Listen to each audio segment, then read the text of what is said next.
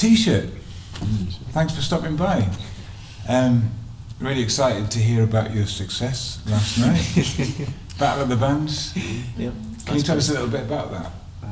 How many bands were involved? It was 6 bands. 6 bands.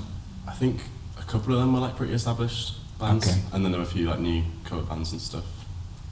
Where do you count yourself? You're not a cover band. No, we're not a cover band, but also not an established band, so somewhere in the middle. Yeah, maybe that's why you won. Part of the reason we won is because all the mates of the actually good band all left before the judging bit. But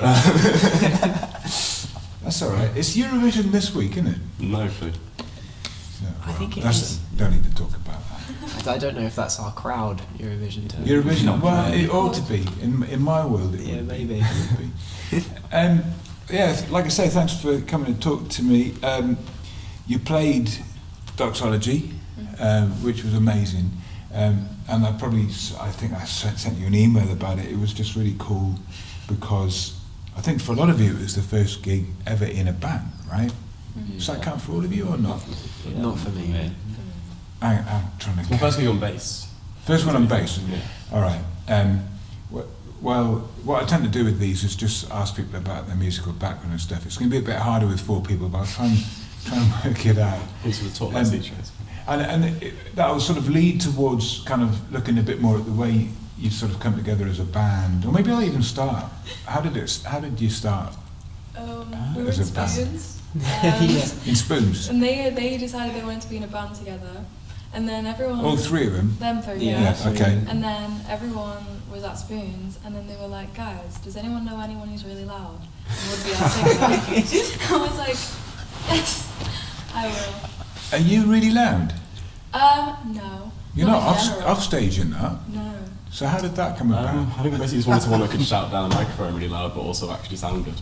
And you already knew this about Brooke? No, Not really. It took me We've had a lot couple of to, conversations. like actually get comfortable, because obviously I'd known these people for like 2 months. And I've never sung like that before, so it was really scary. All right, this is really interesting, and we'll come on to that. And I'm realising, this being the telly and everything, not everybody's going to know who you are, so I should say that you're Brooke, you're Callum, you're Seth, and you're Oscar. Oscar playing guitar, you're on bass, you're the drummer, and you're the vocalist. But you're also a bass player. Yeah. All right, so that's quite a simple story, really, how you got together. What interested me particularly about it, having sort of got to know you a little bit last year before I sort of took this time off, was that you came to that gig with a really well-defined sound. Like you had a vision of what you wanted it to be like. So I'm kind of interested. I'm trying to remember what people said about their musical interests back in the autumn. And the only one I can remember at all, off the top of my head, Oscar, is yours, talking about Green Day. But what you guys did at DOXOLOGY was not Green Day at all. Well, so can we start with you? What's your kind of musical background? How did you start? Well, I mean, as I said, like Green Day is my favourite band. They always have been. It's how I got into music. And I think initially, when we started thinking about being in a band, it was because Callum also loves Green Day. Okay. And this is what we first started talking about. And I think I thought that we were going to do like a Green Day sort of thing. I thought that was going to be our sound. I think he's still that was kind of the idea. And then I think we got Brooke involved. But the first couple of rehearsals we had was doing Green Day covers. Right, okay. Just which ones? We did Chump and Longview. Okay.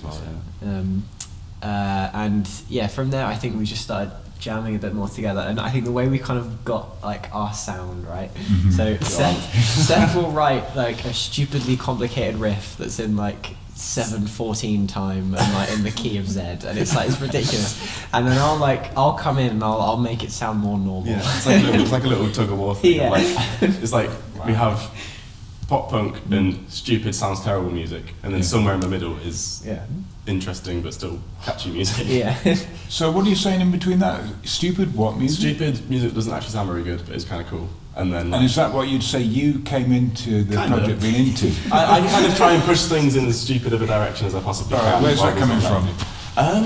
I mean, for like in terms of like heavier music, I'm like a lot of like post-hardcore sort of rock, slightly proggy stuff. Like I don't know, The Drive-In, Mars Volta kind of thing. Yeah. There's lots of time signature stuff and yeah. things.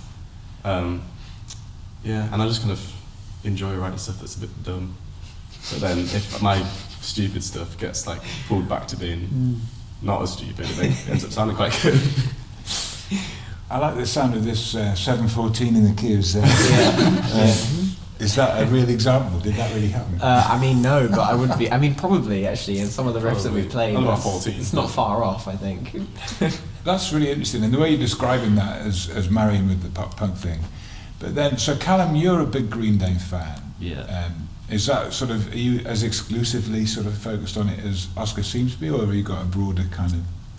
Well, they were, like, I listened to them, they got me into music as well. Right. That was I remember the first proper album I remember listening to. What age? Fully. It was quite late, to And be what fair. album? Revolution Radio. Okay. It was 2016. Yeah. Okay. No. But yeah, I think it was probably about 10 or 11, because none of my family are really that into music. Like, they listen to it and stuff, but yeah, they're not that into it. They never really. But you saying that that's the album that got you wanted to be a musician as well? Well, that kind of started me like listening to music properly, where I could go away and then listen to their other stuff as well. 'Cause, before that, I kind of just listened to whatever was on in the car, whatever. And So that's a kind of drawing a firm line there. That's a new beginning kind of. Yeah. What was the record or the music that made you want to be a musician? Well, I've been singing since I was like 5. Okay. I was in like a dance school that did singing. I wasn't very professional. And then I went to high school and it was lockdown, and I really got into music through like just like popular artists on TikTok, which is so embarrassing. But like I just listened to music a lot because there was nothing else to do. Yeah. And then we went back into high school, and then you have to choose your options. I was like, I might as well do music. And then I don't know when I decided I wanted to actually be a musician. I've just always liked singing. When you say singing from the age of 5, how do you mean? Do you mean that actually you were sort of singing in front of people, or you just? I did lessons since I was 5, but I did it in front of people since I was 11. What would have that been? It was like classical, not like proper classical, but like classic Christmas songs in like a church. Yeah. I did some like shows. I did a musical in high school. Like, Which it one? wasn't ever Matilda. Sorry? Matilda. Oh, Matilda. Right. Okay. It wasn't ever like band stuff until I got into college. Do you relate with those musical strands? I mean, is that where you're coming from musically, or? I never listened to Green Day until I started this band. Okay. I knew American Idiot, and that was about it. Uh-huh. But I love like, I'm in the first week of the thing. I said my favourite band was Pierce the Veil, which is very like loud, messy, shouty music. Yeah. And I think that like they don't listen to Pierce the Veil that much, but it fits with what they listen to. All right, that's really interesting. I mean, going back to you, Oscar, when did you start playing guitar? I started playing guitar when I was 8 or 9, I think. Right. And I have since I was a kid. I've mostly played acoustic. Because as well as Green Day, I love like American folk music, Bob Dylan in particular. But my dad's always loved pop punk, so bands like Green Day, Newfound Glory was always his favourite. So that's how you got into it? Yeah. Wow. And how old is he? He is 42, I think. Okay. No, 41. Yeah. I mean, I'm asking that as if, like, I'm thinking about this now. I started teaching in a school in 1989, so I was 23, and what blew my mind a few years later was that the sixth formers I was teaching, they're only like 5 years younger than me, so if I was to meet them now, they're basically old guys like me. But what I'm suddenly realising is I was teaching people to play things like Longview then, so it's not surprising that a 42-year-old dad is going to be into Green Day. I'm showing my age big time. I'm very old. But yeah, I learned guitar alongside playing acoustic by learning Green Day riffs. That's how I learned all of Dookie over lockdown. Right. I still could probably play through all of it, I reckon. But alongside I still play acoustic. It's what I came here to do really, is play acoustic guitar. Yeah, well I noticed that, and then you suddenly turn up a t-shirt and you're playing electric guitar. It's quite a surprise to be perfectly honest. And you seem so comfortable with it as well. I think I find it fun. I'm not really so fussed about it sounding, technical, because I know I'm a better acoustic guitar player than I am electric, but I want it to be fun. Electric guitar is the fun stuff. It is, yeah. Yeah, the acoustics are serious. Yes. So Seth, you're a drummer, Yeah. primarily. Yeah.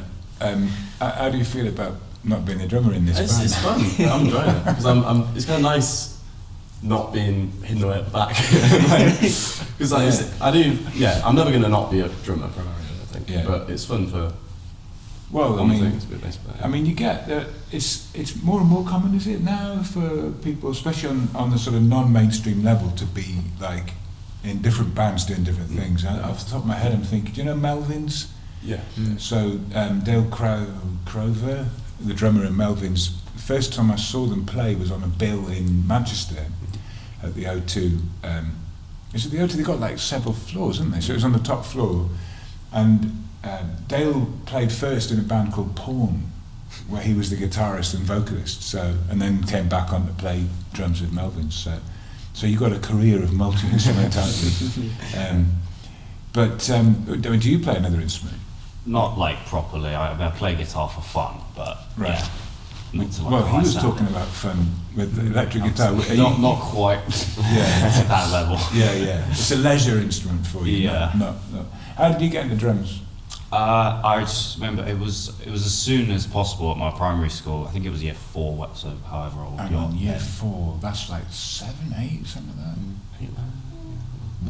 Yeah. Around there. But I just Yeah. remember there was this, I think it was the year before, there was this assembly we had where they came and they advertised all the instruments, whatever. I just watched it and I saw the drums and I was like, yeah, that's a bit of me hidden away at the back. I like that as well, being behind everything. How many other kids of your age did the same thing? At that school? I think it was just me. Right. I was the only drummer. All right. So where do you think that's coming from? Have you ever gone back to psychoanalyze yourself? I haven't, no, I probably should. Yeah. And you're happy sitting behind the keyboard? Yeah, I'm much more comfortable there. Interesting. Brooke, you play bass as well. Yeah. So, are you critical of Seth's playing or do you just completely ignore it when you're in t-shirt? I'm not as good as Seth. 'Cause I've only been playing for 2 years. You don't do like 17, 14? No. No. No, I'm not that good. I like playing like covers more on bass. Okay. I'm not very good at making my own stuff. I mean, you're pretty good at doing what you're doing in the assessment band. So, have you still got your nails? No, I got them all. Did you, when you were playing last week, were you playing with your nails or not? All right, because I was saying, no, she plays with the nails, which I thought was pretty impressive. But, I Yeah, think man, everyone you was do mad that. at me because you could hear the nails scratching. Oh, the studio. They Yeah. were like, Right. oh, take them off. could be the trademark. You know. Yeah, All we right. should get you some of Based on them. your partner. All right, so I mean, I'm getting a pretty good picture of the sound overall. I mean, you're a singer. You're saying you're starting from 5. You told us a bit about how you came through as a singer, but where would you fit? I mean, the kind of music that you were into in the past. Would you see that sort of channeling into this quite comfortably, or did you have to sort of reinvent yourself for this? I had to change myself in my singing a lot because Yeah. I normally sing I don't sing like I sing with these, and I haven't done that before because I normally sing pop, indie rock, Right. just chill songs or soft songs, sometimes musical songs. Mhm. So then doing this, I was like, oh my god, this is terrifying because I've never done this before. But Where did you get what was your guidance for that? What were the examples? Is Seth telling you to scream all the time? yeah, Seth was they're really encouraging. Every time I'm nervous, I sound awful. They're all like, no, it's great, just carry on. The only time I told you you haven't sounded great has been the times where you've been scared to go for it. Yeah. So you're telling her to scream I'll scream, but more. I mean, you're kind of G'ing her up. yeah. But I mean, were there any singers that you already were listening to, or you listened to in order to get? Because what was amazing about that, the whole band, like I said, you just sort of arrived on stage just like that, and it just felt really fully formed straight away. Including your vocal style, it seemed like you've been doing it for ages. A band that inspired me a lot was Bikini Kill. Okay. They're very high pitched, like Yeah. I love how they sound, and I love like Deftones, obviously personally. Okay, so Bikini Kill. I mean, because one of the things that you're doing with the vocals, the way you sort of structure the verse is you build the intensity. So I guess sort of Kathleen Hanna type vibe in that, but even then there's a lot more in it. Well, I guess you're telling us what your influences were with that, but.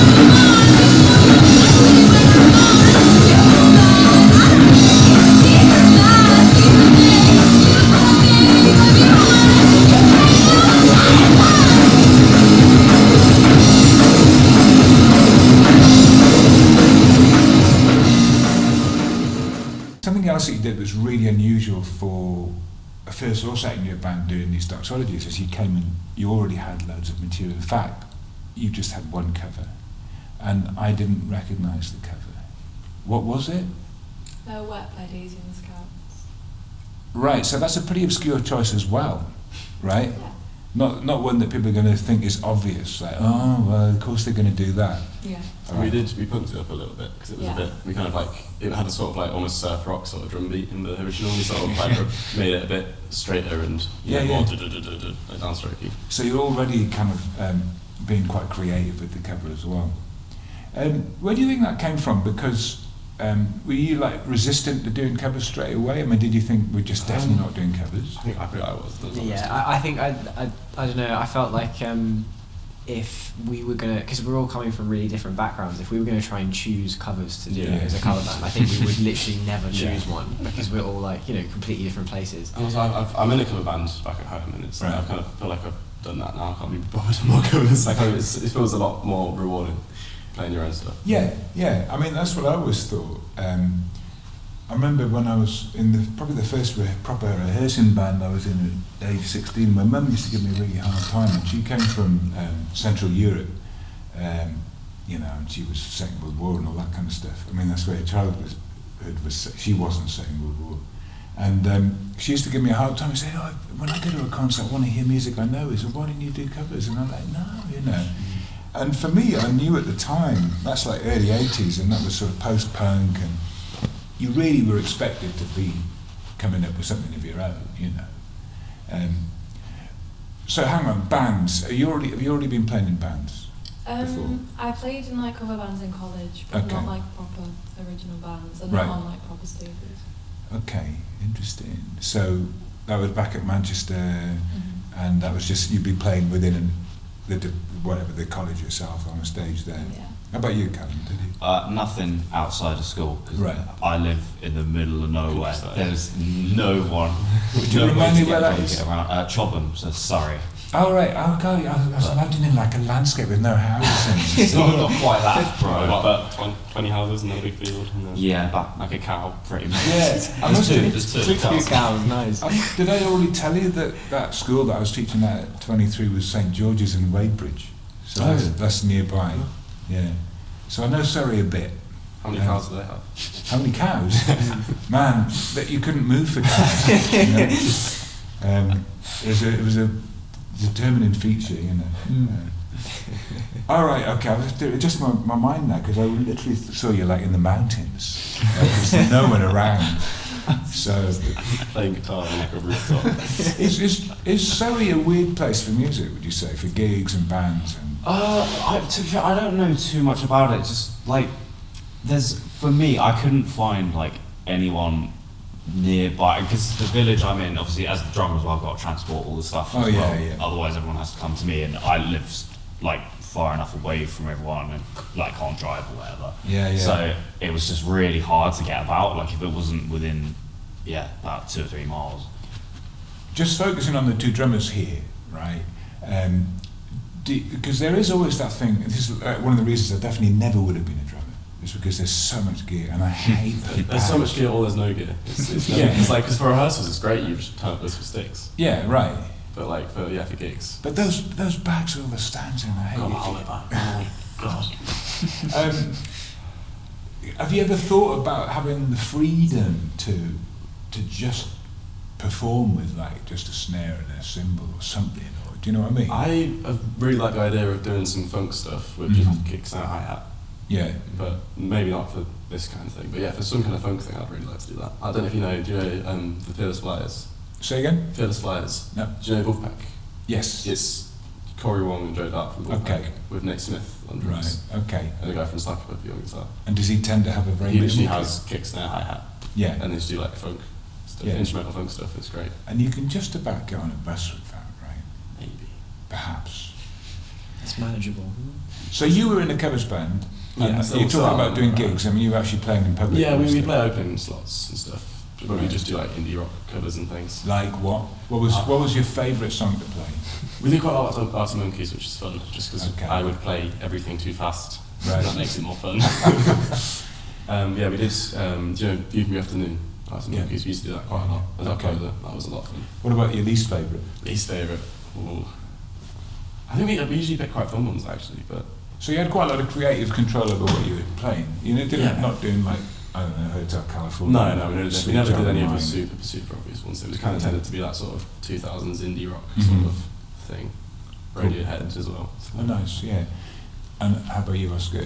Were you doing Dylan-esque folk singing out in public? I've done a little bit of folk singing. Well, I wasn't singing, but I was playing guitar because my girlfriend's granddad is also a folk guitarist, and he goes to all these folk clubs and stuff. So I've been a few times with him.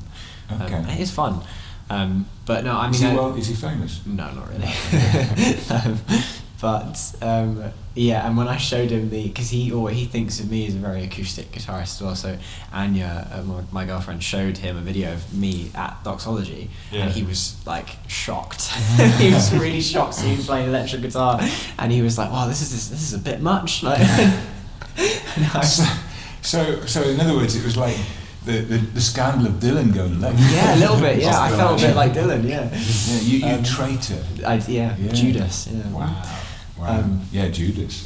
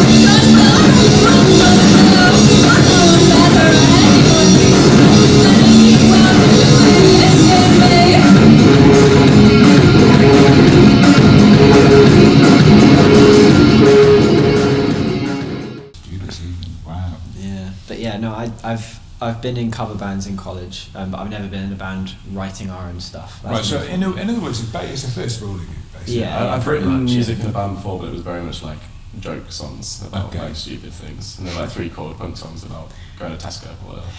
But Sounds other than right. that, I've never written a real song. There is something in that, to be fair. That is right. Yeah, Tesco's. Tesco needs to be covered as a subject. Yeah, all the important topics. Yeah. All right, so that's where we've got to. You've done that show. Have you done any more gigs since? Have you played since? No, not other than last night. No. Have you been trying? We've been trying. It's weird, isn't it? That video should be getting. It's starting to get somewhere now. It's just the fact that we're all going home for summer in a couple of weeks. We'll probably have to wait till September. Picking We've it got up. a couple. We've heard from a couple of promoters and venues and stuff. We're going to this thing tomorrow, Yeah. right? Yeah. Oh, what's that then? It's, I don't even know, I can't remember what it's called. There's a promoter that said they were looking for bands, and I messaged them and they said they've put us on a, Right. I don't know, wait list or whatever. Well, I mean, just won the student union battle of the bands. Yeah. That's a big deal, you know. I should have had a bouquet of flowers and stuff. You might know actually, 'cause they're promoting, you know, Sage Over Syringe. They're promoting their gig tomorrow. Yeah, that was kind of interesting to me, because that's been interesting to me to watch that band. Out of all the bands playing at Doxology from the underground who were getting gigs, obviously Dish Texas were already quite busy, and then Ardent when they were playing, but they've not been playing. But Sage of a Syringe, that's some pretty perverse, stage antics and out of tune guitars and stuff. And it's kind of interesting. I mean, they got a really good support at Liverfiend with Penelope Travis. I don't know if any of you went to that. I couldn't go. All right, so are you going in the studio? Are you going to record? We've been in the studio been, quite a yeah. bit, yeah. We've Okay. got drums and bass are done. We're trying to get a 4-song EP Yeah. done. The Yeah, 4 songs we've got finished. Drums and bass have been done for a while. We've got vocals for 2 now, I think. Finished. Yeah. And guitars for 1 finished. We're trying to do a lot of guitar tracks. Yeah, which there takes needs to be some ages. more, So yeah. I think every song's got about 9 guitar tracks there. Really? Yeah. Just layered. But You Judas. I know. Well, You should just have one guitar. well, we recorded our I think it was the 3rd song we played, Radio Silence at Doxology. That was the one that we've done that I think we thought was finished, really. And then I went home over summer and tried to do some mixing just on my laptop. So I mean, I haven't heard it since then, but I did find we did do too many guitar That's tracks. too many, they're not enough, so you can always not use So I them. ended up taking it. But this is the thing, like, it's good to, and I think for the other songs that we've got, it works having more of it. Nice one, ambient mix it. Yeah. So are you being charged with the kind of the post-production, the producer role? I think we're going to do sort it of, together. yeah. Yeah, I was doing it over the You're just doing it holidays. to your laptop with Logic on. Yeah, I had it, and I just was doing it for fun mainly. But I think like when we're in the studio and stuff, it's like I don't know. Correct me if I'm wrong. I might be being really big-headed here, but like I feel like I understand the desk maybe a little bit more. I But don't use it very much. yeah, but like. We've had so many days, That's it's a good name just for 2 a hours of band, actually. troubleshooting. Understand the desk. Yeah, but then again, I still have no idea. Like Yes, every yeah. time we go in there, there's one problem that takes at least an hour to fix. Usually, Right. and it'll be You something just haven't stupid pressed like one that. button. Yeah, But we haven't like switched to God, drive the those. trials of recording, and you could just release a live EP now, I know. We Yeah. have to get Calendar call for everything. Yeah, I'm the spokesperson. yeah. I can't remember if your gig was one where the DI recording didn't work. It didn't, did it? But it didn't matter. I don't know. I don't know. I can't remember. Yeah. We've had a few like that. It's a bit annoying, but all right. So the EP, as and when it's ready, which is presumably quite soon, and you have it ready for gigging by the time we come Yeah, back. we'd like to probably, if we can, do like some kind of single release thing when we're back Mhm. in the autumn, and then get EP out a couple months after that. And how are you releasing it? Bandcamp? I think I might. I mean, probably go to that Bandcamp too. Yeah. I don't know. I need to look into it. I might do DistroKid or something. Just get Yeah. on everything. Yeah. Put it out digitally everywhere. You're going to do cassettes. Potentially. I didn't think about that. That'd be so cool. It would be quite fun. We could just burn our own CDs on our laptops. Yeah. I can do that. Yeah. All right, well, there you go. I mean, CDRs are sort of coming back now, right? Mhm. People are getting a bit tired of tapes. CDR with just a really badly scribbled title on it and stuff like that. The merch is going to be the same eventually. That's the reason we have a band name is we thought if we ever get to the point where we're big enough to have merch, it'd be really funny just to have a t-shirt that says t-shirt on it. Yeah. And this is as well because we've got I think the reason why we chose it in the first place was because we've got a song called Small, right? Mm-hmm. Our EP is going to be called Medium, and that album following up is going to be called Large, right? And then eventually double album with extra large. I was gonna say, is Extra Large a double or a triple album, or is it the greatest hits? I think it should be like the deluxe edition. Yeah, the deluxe Like edition. it's got all the demos after it that no one actually listens to. But then you pay an extra £5 for it. Deluxe with 3 X's and an L with that. Yeah. No, it doesn't work. Deluxe XXL. Who thought of that name? I can't remember. So it's a classic case of nobody can remember. I really can't remember. I'd like to take credit, but I don't think I really can. No, I honestly. You tried to change it. No, okay, Didn't no, you change it at one it changed for like a day. And I What did realised you it's- change it to? It was like disco ball or It was something. Tilly. Tilly suggested it, and I thought it was kind of funny. What? And I Disco realised it ball? wasn't. Something like We were that. in the basement room, there's a disco ball in there, and we were like pointing around objects and looking at words. T-shirts T-shirt But t-shirt's better, yeah. Yeah. No, it's a good name because you know, you can go all over the place with stuff, can't you? You can have a really obscure kind of weird name, or you can just go for a really ordinary word, and that's a trick. You know, you can do that. I'm really excited about this. So have you got an ETA? Are you sort of planning? We'd hope before Christmas. If we Yeah. can. Yeah. But I reckon single out definitely before Christmas. Yeah. EP potentially. Yeah, Okay. because that Radio Science, I do think recording is I'm done. not sure that should be the best thing. But you know, Yeah. this Yeah, discussion's yeah. but at least one song is done. We just have to Yeah. mix it. The others aren't far off. No. What about a video? I would love to make a video. Okay, and when you say you'd love to make it, would it be that you'd like to be making a video with the band, or would you be the one volunteering to make it? How should you do the directing and the... Oh god. Everyone. Everyone does it. Has anybody got kind of film skills yet? No idea. Yeah. So this will be finding someone who does. Well, join the club. Yeah. I have none, but this whole thing about filming the gigs and then doing these, it's kind of fun not having the pressure to need to be good at it, but just to see if by just doing it gradually might just get slightly better gradually. I started filming, I didn't do this with your set, but I started filming with 2 handheld cameras as well as the statics. It's really fun. Yeah, because you can sort of concentrate on, you can hold one and move them around, and it means that you've got some really interesting extra sort of content, a bit more chaotic and stuff. Which means we need to get you to play again. Absolutely, yeah. You know, somehow. I don't know how much Doxology is going to be carrying on in that form. It's definitely going to come carry on somehow, but not necessarily at Stone Shadow. So you may be one of the relics of a great piece of history.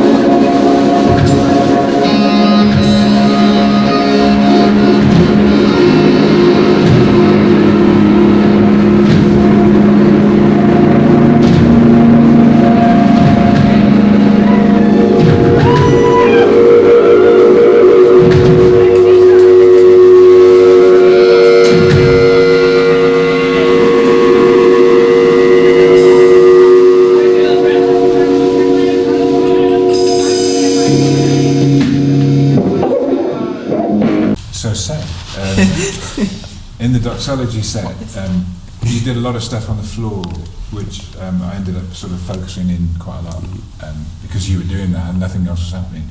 So tell us about this whole thing about doing like weird drones and delay effects in between songs. It's just fun. Yeah. The reason I did it for that gig so much is because we had a 30-minute slot and we only had about 15 minutes of material. So we just thought... It's a bit of an exaggeration, right? Okay, 20 minutes of material. I But don't know, it was more than that, Probably I like, think. yeah. I think we had a good 5-10 minutes to fill of Right. nothingness. So I just thought we may as well just, instead of just cutting our set early, we may as well just do some noise-makey improv stuff. And it meant we could do like transitions between them, Yeah. I think worked quite well. It really worked before Radio Silence, Yeah. especially because Oscar kind of starts that song when I kind of pitched like bar chord thing. So if I'm doing like a drone thing in that key, Yeah. he then comes in over the top of it, and then I can come in. So I do something which I've never done before with the bass, which feels kind of wrong for that song. I play with quite a lot of reverb and delay for pretty much the whole song. Yeah, I Which- noticed that. I know it's kind of like not what you're meant to do with bass, but I think because we only got one guitar, it kind of fills it up quite a lot. Yeah, that's the thing, yeah. Well, it was one of the things that was really distinctive about the whole overall sound, you know, that it's like, oh wow. I mean, you notice it, do you know what I mean? It's like he's going to play the bass like this. You got to balance it a bit so you don't lose all the bass completely. But- Yeah. That's cool. And you're saying that you felt that doing that was actually quite an effective thing for the whole. Yeah. Yeah. Yeah, I Did you think- feel the same? Yeah. I think if, because obviously yesterday we only had a 15-minute set, Mm. but any time we have longer sets, I think I don't think we at need to least do that, before that one song, Yeah. even if you don't do it for the rest. Could it develop into something else? Like, could it evolve into a whole other organism within the biology of the band? What, as in like we do a drone EP or something? Yeah. I mean, I'd love to do that. I don't know the rest of it. or you know, start putting in visuals and handing out LSD. Which wouldn't Hand out happen nowadays. lollipops. Sorry. I'll hand out lollipops. Lollipops, yeah. Not acid. You had a lollipop with that, so you I did have a lollipop. He did have a lollipop. But I didn't eat it because I was too nervous. I know you should have done that. Would have been cool. So what you plan to like sit on the stage? And, Yeah, but I got too scared. I'd be scared of choking. Yeah. I've watched I that. think you eat your lollipops wrong. Sorry? Well, you know, maybe not, but...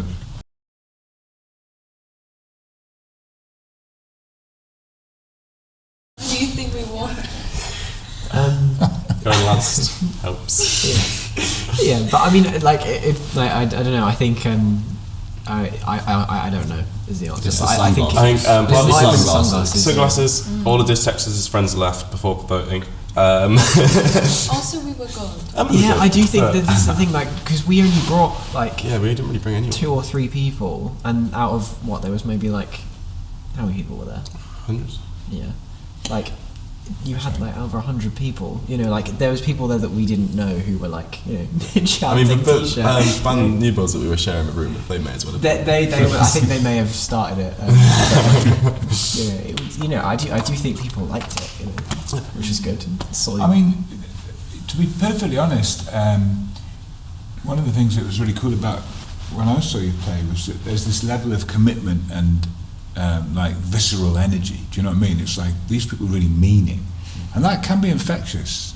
You know, in an audience, it'd be like, yeah, fuck, this is great. You know. Whereas, you know, okay, so Dish Texas's friends went home early, but maybe kind of post-hardcore shoegazy stuff with some very dark lyrics maybe isn't necessarily always good. I don't know if it's the right audience. for Maybe that, not. maybe. No, they weren't really. They were very good, yeah. But yeah, I'm sure they were. They're really good. I mean, who do you think should have won apart from you, or do you think it should have been you? Should have been Dish Texas, to be honest. I think we were good. We were I good, was though. thinking, like, before I was doing it, because I've never been active, like, on stage. Like, I'm always just normally stood still. Mhm. And then I was like, the difference between a really good band and, like, an amazing band is, like, the stage presence. Mhm. And, Try it. like, especially, like, because when I've been assessed in, like, college, they were, like, stage presence, or you look miserable. And I was like, okay, so I actually need to move and, like, look like I'm having fun, because then other people have fun when they're watching it. And, like, I make them dancing and Yeah, stuff. I'm trying to get better Because they at- normally stand still. Yeah. So, like, Well, I'm not used to being able to Oscar's good move. at it. Used to be a Seth is drummer. awful, he just stands still. So rehearsals, I do, I have yeah. to tell him to move. But you do always look miserable in rehearsal though. Like I can't get over it every time I look over you. I'm playing. and you're, Concentrating, like, man. literally like. Concentrate on my It's hard to 17 play, points. Yeah. That's really interesting. I mean, I guess if you were in a black metal band or some That really would deep work. goth stuff, then you need to be a lot darker. But actually, it's funny you say that because Callum also on the drums was fun to film because you're really playing. Do you know what I mean? You're not Yeah. just keeping time or doing the right fills or whatever. You're really going for it. So it's like, which is what you want to see in Would you call it punk? I'm reluctant to. Right. I think I would. I think sonically, sure. I don't think it's the lyrics and stuff is necessary. It's not your fault. It's not a bad thing. It isn't. They aren't punk lyrics. They aren't. I feel like punk has to be a bit political to be punk, and I don't think it really is. What are you singing about then? Because I'm terrible at following lyrics. I am too. I don't know what I do that Well, it's like long story. Right. I just write lyrics about things I experience and things I feel, and like the lyrics I wrote for the songs that we did at DOXOLOGY, like they don't mean much. Like they did maybe like 3 years ago, but now they don't. So I started writing new stuff about what that actually means. So the lyrics you had sort of in Some are like they're like single lines, and then like I've had for like ages, or like stuff I wrote like ages ago, or even just like diary entries I wrote in my phone when I was like, I'm so upset. Interesting. It's pretty amazing how fast you put those lyrics together. Yeah, because definitely. my problem before, whenever I've tried to write songs in bands, has been we have a fully formed song with chords and structure and drums and everything. We just can't get lyrics, and we just can't think of any. But we would write. The three of us would have an instrumental song, and Brooke would say, "Okay, play it twice." We play it twice, and then she'd say, "Okay, play it again," and she'd sing a fully formed song. Yeah, like that's You're insane. Because I can't even begin to write lyrics and because they've you stayed- overthink it so many times. They've I stayed literally pretty can't do it. consistent like the first draft as well. I'm sure some of the words have changed, but melodies and stuff have been they've pretty. changed so many Yeah, times. but the melody is Yeah. most impressive. But Yeah. It's stayed pretty much the same I think as the me, first. the melodies, like I just write and I just keep going, even though because I like whenever you write stuff, you're like, ew, this is awful. Like this makes no sense. What am I writing about? But you just kind of have to stick with it. It's like no one's really listening that hard, and if they are, they're probably gonna overanalyze it, and it's gonna have a meaning. Yeah, I just don't know. Yeah. I just waffle. Have you got a lyric in there that just says "I'm so upset"? No, I have a. There needs to be. It's just like, I'm so upset. That's the whole chorus. Yeah. She's screaming that once. That's the next song. That's I can go on the Rage Against the Machine rip-off. Rage Against the Machine rip-off. Interesting. It's just it's fun. But yeah, diary entries as well. That's kind of interesting. So you're not, when you say diary entries, you're talking about just observations of feelings. You're not like got up at 7 a.m. and. I mean, it's funny you say that. I'm suddenly thinking of, because you're from Manchester as well. Are you aware of The Fall and Mark E. Smith? What? Mark E. Smith and The Fall. Do you No, know? I need to that? listen to them, to be honest. I haven't much. I think you do. But I know they're influence of some of my favourite bands. I've heard them speak. Oh, yeah, like- At the Drive-In and stuff. I've heard them talk about them. Are they known to be Fall fans? I know the singer is. Right, okay. I'm just suddenly thinking of that because Marky Smith has got a very unusual lyric style, and as far as I can work out, he was just constantly writing like random stuff, and obviously pretty much long before phones, so it's all handwritten stuff, and a lot of that stuff ends up sort of being somewhere on the back cover of the album or something, like pictures of that sort of thing. So maybe it's a Manchester thing that you do that. You know? You go insane for living in Manchester. So you go insane for living in Manchester. Yeah, so I was I do go thinking of random words. Manchester's just. It's not the nicest place. It's not top. No cows in Manchester. That's a Manchester, good point. No cows in No, I've Manchester. seen a deer though. Another great band. That is a really good band. That is a good band. Another one of the side projects, you know. Yeah. I'm the only person from. Are you glad to be out of Manchester then? Yeah. I lived in like a really like little, like it's not a town, but Mhm. it kind of was, but it was like 15 minutes away from the centre. Okay. And people would just get stabbed like down the street and robbed and beat up like every day. Right. But I feel like I couldn't walk in the street alone past like 10 p.m. Really? But I can hear. Yeah.